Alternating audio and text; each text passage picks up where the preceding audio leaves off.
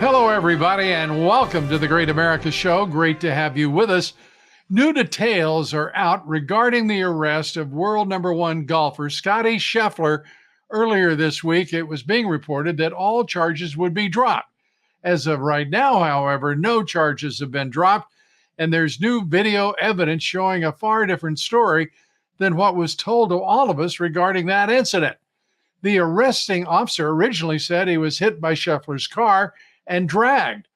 Conveniently, the officer's body cam wasn't turned on at the time of the alleged incident in Louisville, and the newly released CCTV footage from a phone pole shows Scheffler's car moving at a far less than walking speed and an officer coming over to bang on his window.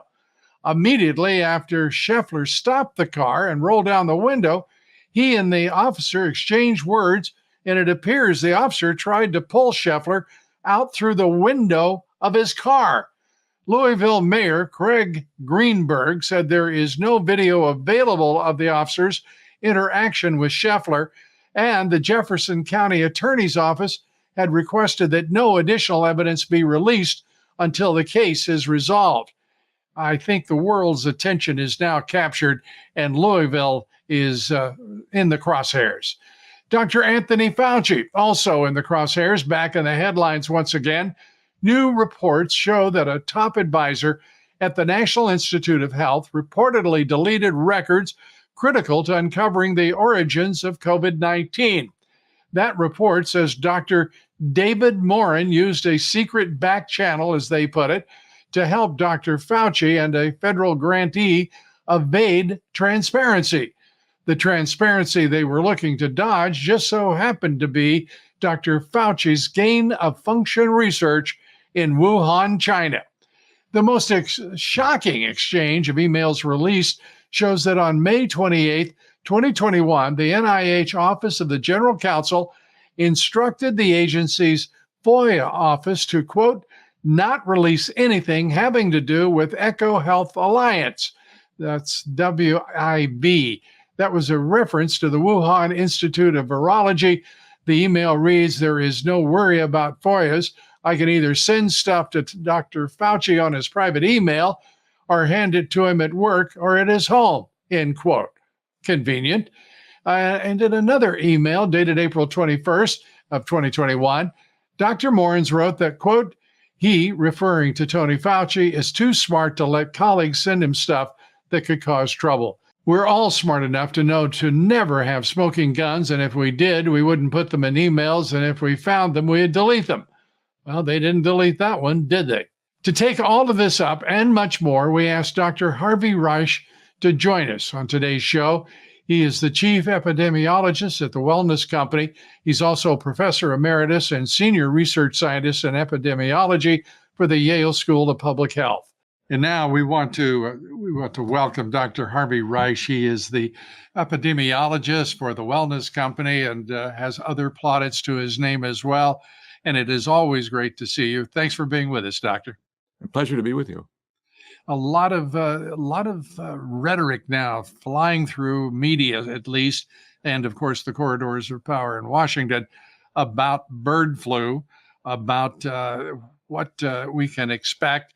And all of it is dire, and it sounds like also all too familiar fear mongering on the part of many of the agencies. Your thoughts about right now, how big a deal, in your judgment, is bird flu? Well, it's trying to tell the difference between 0 and infinity. It's somewhere in the middle, but there's no way of saying anything that either makes you feel calm or feel, very fearful. Interestingly, today I discovered an article written by Tom Inglesby and Don Henderson, Don was instrumental in eradicating smallpox from the planet. Inglesby is head of infectious diseases and Institute at Johns Hopkins. And they wrote this in 2012 saying that there should be no gain of function research on H5N1 bird flu, that one does not need to have gain of function research to make it infectious in humans in order to make a vaccine, in order to develop medications, in order to study it and learn about it. You don't have to make it so that it can transmit between people and have such a really severe, potentially severe uh, uh, virulence in this organism. However, nobody seems to have been listening to them from that in 2012, because we have these grants. I think at the USDA laboratory facilities in Athens, Georgia, where they're doing exactly that. They're studying the transmission of H5N1 bird flu in mallard ducks. Mallard ducks are birds that fly all over the world. And that means that if one of them were to get a strain, a mutation of this virus that could infect humans and human to human spread, it would be all over the world in almost no time. And so it's a dangerous thing to be doing. It has no real medical, biological rationale. And you wonder why our government is funding these two NIH-funded studies at that facility in coordination with Chinese researchers to look at H5N1. It's absurd that we're doing this and putting the country, if not the world, at risk. Nevertheless, in the 12 years since Inglesby and Henderson wrote that editorial, there hasn't been an escape from a lab of a virulent form of H5N1 that infects people. It's encroaching on dairy herds and has infected one caretaker, one worker in managing those herds, and with a very mild case of pink eye and nothing more severe. So it's very difficult to know, between 0 and infinity, what to think about this. It is. And at the same time that the NIH and the WHO are all pushing something called disease X and talking about 20 times as much virulence in this as yet undiscovered, unengineered virus. It makes you wonder what's up with all of this. And I have to say, when you said NIH, I think Dr. Fauci, and I think of his many crimes and during the pandemic. Why would the NIH find there be any reason, rationale, scientific basis for actually gain of function research that could lead to the disaster that you suggest? Well, there are two things to say. The first is that there's a gigantic bioweapons research community that lives and breathes this research, that its life force is getting money to do this research. These are scientists who've been doing this research for 40 or 50 years, since we promised in 1975 not to do it. And then we've had this gigantic industry and billions of dollars a year in funding from DOD and NIH to just do this very thing that we're not supposed to be doing, under the supposed premise that it's to make vaccines, which is my reason why I think that the COVID vaccines were pushed out so much, because it had to be shown as the end result of the laboratory work that either accidentally or intentionally released the COVID virus into the general population based on biowarfare research that we did and the Chinese did. So the main thing is to protect that community. And of course, there's a huge amount of money involved. But the other thing that comes to mind is, in the Obama administration, they put up a halt, a so-called pause on gain-of-function research. Why was that ever rescinded? Why is the general population comfortable with doing this research? And why aren't we not repurposing this institution into doing other medical infectious disease research? You don't have to do gain-of-function research in order to protect yourself against bioweapons. If somebody launches a bioweapon against you, you don't have to launch a bioweapon back. We've got plenty of other economic, conventional, and nuclear approaches to deal with, war attacks against us. You don't need a bioweapon for that purpose. So the plausibility is almost zero in this. I hadn't really thought about it the way you construct it, but the very idea that you have to reply in kind in a war of any sort, if they drop there's nothing that suggests you have to drop a 155 millimeter howitzer shell on somebody because they fired one at you. You can do a number of other things, but it is odd that there is this. What would you call it? A mirror effect when it comes to biochemical warfare. If they're going to use mustard gas, we'll use mustard gas. If they're going to use the Wuhan virus, we'll try to find one. Your thoughts? Does that make it any more justifiable? Tit for tat. They did it, so we can do it. I mean, it's absurd. It is. And we're going to talk about some things that are not absurd as we continue talking with Harvey Rice. Dr. Rice, the leading epidemiologist for the Wellness Company. We're going to talk about, first of all, why in the world would we be partnering with China on such a dangerous potential weapon? It makes no sense, at least on the surface. We're going to talk to Dr. Reich about what lies beneath the surface next. Stay with us. We'll be right back. Wellness Company and their doctors are medical professionals you can trust. And their new medical emergency kits are the gold standard when it comes to keeping you safe and healthy. This medical emergency kit contains an assortment of life-saving medications, including ivermectin, Z-Pak. Rest assured, knowing that you have emergency antibiotics, antivirals, and antiparasitics on hand to help you and your family stay safe from whatever life throws at you next.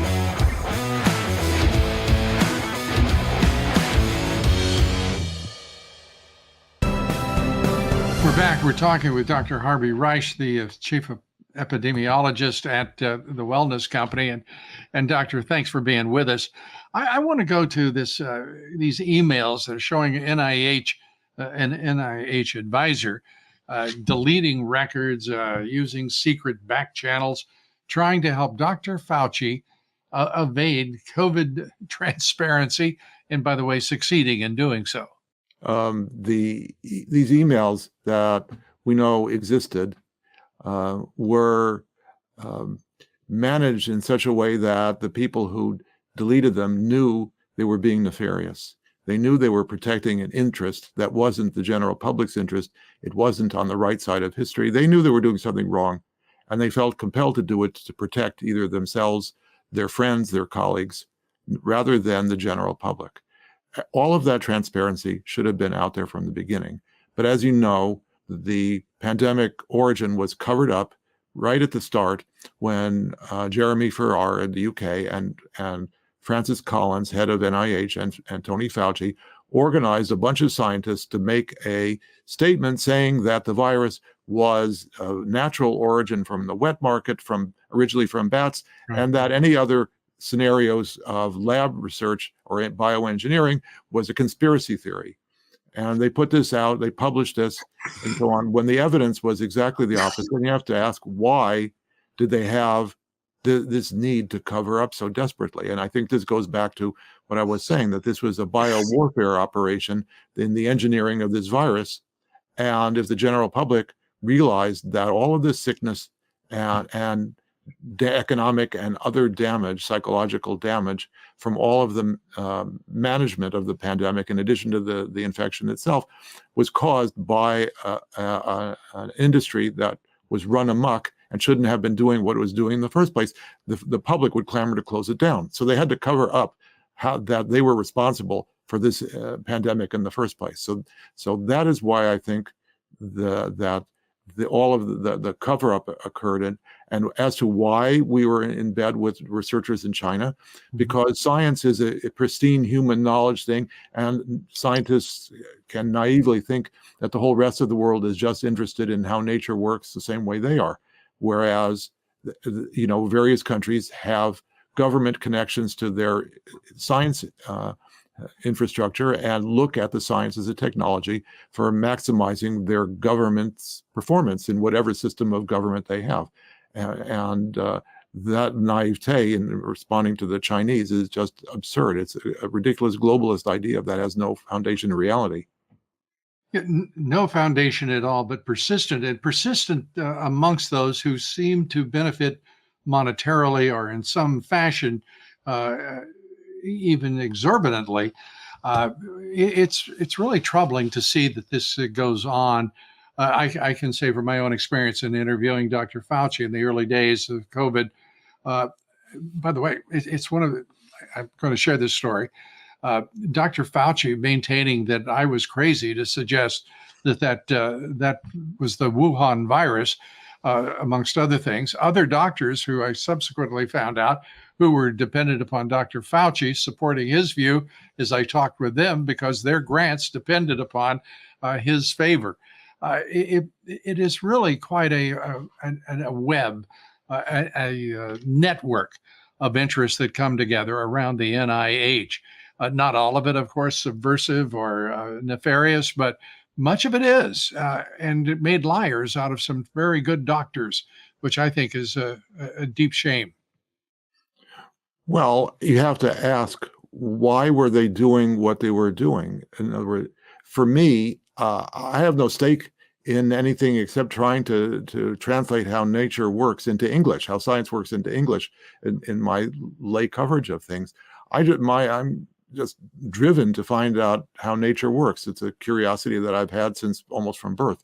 Sure. And I'm not going to lie about how nature works when I could be wrong, but I'm not going to knowingly lie about it. Why are all those other people lying when they know they're lying? Yeah. And do you think they'll ever be held to account? Do you think truly they'll ever be held to account? I hope so. There are plenty of people who are continuing to try. It is a slow process and may take a decade for all we know. The courts are slow, and that's where I think the approaches are going to be. Well, we stand with you in your hopes. A positive result, even if deferred, is better than letting this persist. I want to turn to another issue, and that is the role of big pharma in all of this. The people don't understand the billions and billions of dollars that are built around what is public health, but it's such a private enterprise and one of the wealthiest enterprises in the country. Their influence is sometimes nefarious. Their influence is pervasive. And I look back on the pandemic and I think, how in the world could we have gone so long without talking about prevention, dealing with treatments rather than simply vaccine? Vaccines took up all of the public mind space for a very long time, and to the detriment of millions of Americans, I believe. Your thoughts? Well, that was the propaganda space for the first year of the pandemic. If there had been a generally recognized early outpatient treatment that kept people out of the hospital and kept them from dying, what would be the need of the vaccines except in a very small, tiny fraction of the general population to use?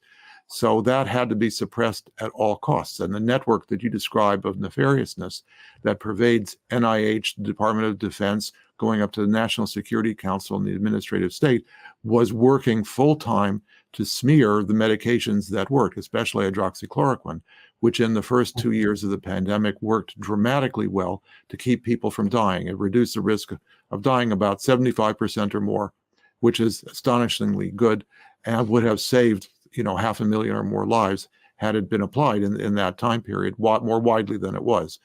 And so this had to be suppressed at all costs, including organized smears against good research, the promulgation of fake studies that, the Surgisphere paper that was published in New England Journal and Lancet, that just totally fraudulent work, the publication of bad studies claiming to be good, overdosing and underdosing subjects and using the wrong subjects, looking at hospital patients when we're talking about outpatient treatment, on and on and on. This is how pharma has manipulated the scientific evidence for the last 40 or 50 years. And it has the tobacco playbook from the 1980s that it used as a guide. There's never enough evidence. We need to study this more. This study isn't representative. Oh, it was a bad study. It was a low quality study because it wasn't randomized, and on and on and on. All of this scientific claptrap to try to smear these medications, and ivermectin for that matter, that did well working as prevention for outpatient early treatment to keep people from being hospitalized and dying. And that is what we suffered in the first 2 years of the pandemic. That had that been out there, it would have sufficiently damaged the vaccine industry to the tune of many hundreds of billions of dollars, probably. And it was an ideological and partisan issue. The left, the Democrats, the Marxist Democrats, mocking whether it be the president of the United States or whomever, hydroxychloroquine, ivermectin, all of them, everyone that was using it and fancying to support its use and treatment was mocked and assailed by the power structure, primarily of the left in the country. It really was a remarkable moment. But it turns out that it started before President Trump had actually said anything in March of 2020, that the French knew this was coming in October, November of 2019, when they changed the status of this medication from over-the-counter to prescription only. They were in bed with the Wuhan Institute of Virology. They built the BSL-4 labs and so on. They knew this was coming, and they had to head it off. And so it proves that this was pre-political, so to speak. Yep. And just as effective, even more so in some cases. We're talking with Dr. Harvey Reich of the Wellness Company, and I want to talk about bird flu one more time before we let you go, because I really want to examine a couple of things that are deeply disturbing to me. We'll see what the audience thinks about it. We'll be right back with Dr. Harvey Reich. Stay with us. Wellness Company and their doctors are medical professionals you can trust. And their new medical emergency kits are the gold standard when it comes to keeping you safe and healthy. This medical emergency kit contains an assortment of life-saving medications, including ivermectin, Z-Pak. Rest assured, knowing that you have emergency antibiotics, antivirals, and antiparasitics on hand to help you and your family stay safe from whatever life throws at you next.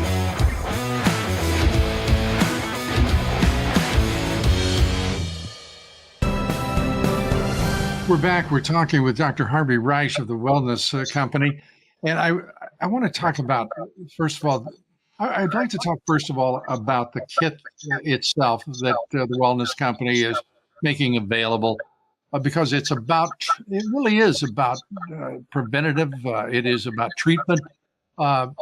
Give us a sense of what you think it's important is as we contemplate the possibility of disease X, whether it be the bird flu, whatever may be the virus that captures society. Well, these kits, and there's now 4 of them actually, for slightly overlapping, but kind of aimed at different purposes, that aim to be able to provide customers with these medications in a much faster turnaround time, should they need them, compared to getting a prescription, going to a doctor, or even a Zoom call, getting a prescription, going to a pharmacy, getting it filled. The pharmacist may or may not filling it open, and all of that. It takes day, 2 days, 3 days to do that. And we wanted to make available kits with various of these antibacterial, antiviral, antifungal medications that could be used as necessary when a time comes where you'd actually need them for traveling, for emergencies around the house, infections, and so on. These things do happen in life. They're not all that common, but it's better to be prepared than have to scramble, when you don't want to do that. With regard to the bird flu, the question that we as the Wellness Company have been deliberating on is how to treat flu with a medication. And Tamiflu is the only one that we are aware of. And this has a somewhat controversial history. There are people who feel very strongly for it and other people who feel very strongly against it. Nevertheless, we've decided to put Tamiflu in because if people can take Tamiflu on a flu episode starting the first day that they have symptoms, there's more of a chance that it will help. We don't know for sure that it will help, but there's more of a chance. So in general, Tamiflu only has 48 hours of time that it would work. And we're hoping that this could be cut in half by having these kits available. And there's other medications in them too for other kinds of infections that could be useful, including COVID for that matter. And COVID, apparently there are variants. I don't understand how they came up with this, but flirt variants from COVID-19 that are making itself known. How significant is that? Well, fortunately, when we got hit with the Omicron strain at the end of 2021, beginning of 2022, the game was over for the pandemic propagandists. The Omicron is a much milder form of illness. That doesn't mean it's harmless. That doesn't mean that people aren't hospitalized, and rarely some people have died from Omicron. But by and large, Omicron is an annoying, uncomfortable, aggravating outpatient illness. And that there are medications that can help to make the illness milder is what we want to aim for. Of course, we want to keep people out of the hospital, and Right. hydroxychloroquine and ivermectin may work for that. But we also want to help people to shorten the time that they have these uncomfortable symptoms. And so that's kind of what we've aimed for in the contagion kit. And the wellness company supports, obviously, ivermectin and hydroxychloroquine. I've been trying to pronounce that correctly for what now, 5 years, I think, and I'm going to get it right someday. It really has proved the lie that was exhaustive in its reach for a long time. And it really turns out those drugs are effective, right? Yes, in fact, well, the studies were done through 2022, so we don't really know as much about these drugs in the Omicron period. We know that they were very effective before Omicron and likely to be effective during Omicron as well, because the organism uses more or less the same approach to invading the human tissues, human body. Right. The one thing about Omicron is it doesn't invade the lungs anywhere near as deeply as the Delta and pre-Omicron strains, which is why it's so much less virulent and why way fewer people have been dying from it. So that's what's made it tolerable and what's made it endemic, and that the CDC has now said from its empirical survey data that close to 90% of the American public has had COVID already. And we all have natural immunity one way or another to this infection also. So there's it's endemic, but not a worry anymore by and large. Well, and it's wonderful that the medical community got the messages out through dissent and overcoming massive resistance from, I guess we could call it the establishment, whether it be the medical establishment, big pharma, whatever. And we're at a much better footing right now, and I think all of us more receptive to those opposing voices than in the midst of the pandemic, in large measure, because of people like Dr. Harvey Reich. We appreciate your voice and your thoughts. And hydroxychloroquine, I just said it real quick to show you that I could do it randomly. Not frequently, but occasionally. It's great to have you here. I've got one other question that I have to ask. Is there any tie between vulnerability to quote unquote H5N1, bird flu, and any of the other viruses, including COVID?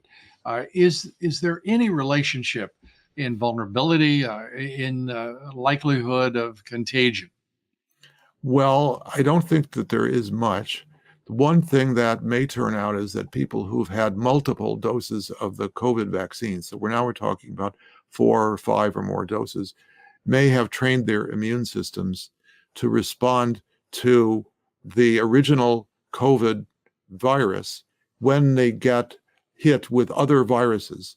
Now, we know this is true for later versions of the COVID virus, the Omicron one and so on now, but this may carry over to flu and other viruses, and it remains to be seen. I would urge everybody to take daily vitamin D to protect against all infectious diseases. Standard amount of 5,000 units per day is a good amount, and you can adjust up or down depending on body weight. But everybody needs to be sure that they have enough vitamin D on board to protect them from flu, COVID, respiratory syncytial virus, everything that's out there. Vitamin D is useful. And how much vitamin D do you recommend per day? For adults, 5,000 units per day is a good amount to start with. If you get an annual physical exam, you could ask the doctor to do vitamin D levels to see whether you're taking too much or too little, but it's not a critical thing. 5,000 units per day is safe and useful. Good. Dr. Harvey Reich of the Wellness Company, we thank you for being with us. I want to remind everybody to get your wellness kit. As Dr. Reich said, 4 of them. Choose, the one best for you or the 2 best for you, whatever it may be. But go to promo code Dobbs for 15% off by going to twchealth/Dobbs. That's twc.health/Dobbs. And you get 15% off if you use the promo code Dobbs. And we're delighted that you can be with us, Doctor. As always, come back soon. Very, very educational. We thank you so much. Thank you. My pleasure. Thanks, everybody, for being with us today. Be sure to join us here tomorrow for the Great America Saturday Show. Our guest, the brilliant economist John Lonsky, and we'll be taking up where this economy is now and where it's heading, what to expect. And be sure to follow me on Twitter and True Social at Lou Dobbs, on Facebook and Instagram at Lou Dobbs Tonight. Thank you, everybody, for joining us. God bless you, and may God bless America.